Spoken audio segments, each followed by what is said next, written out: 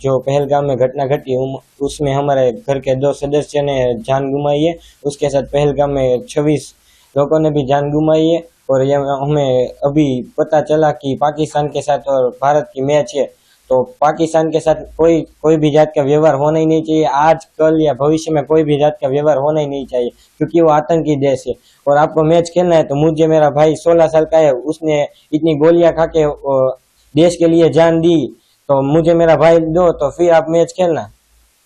Match खेली जा रही है तो आप क्या कहेंगे उसके लिए? ऑपरेशन सिंदूर ये सब हुआ था और अभी मैच खेली जाएगी, क्या है? ऑपरेशन सिंदूर नाम के जो मोदी जी ने जो मिशन चलाया था उसमें पाकिस्तान पे हमला किया गया था और कई इंडिया के आर्मी मैन भी शहीद हुए। तो ये अब मैच खेलने जा रहे हैं, तो वो तो पाकिस्तान के साथ जो हमला किया था ऑपरेशन सिंधु नाम का, वो तो व्यर्थ ही गया होगा। क्या कहेंगे अब पाकिस्तान के साथ क्या करना? पाकिस्तान के साथ कोई भी जात का व्यवहार रखना ही चाहिए नहीं चाहिए। आजकल या भविष्य में किसी भी जात का व्यवहार होना ही नहीं चाहिए, चाहे फिर या गेम ही क्यों ना हो, कोई भी जात का व्यवहार होना ही नहीं चाहिए पाकिस्तान के साथ।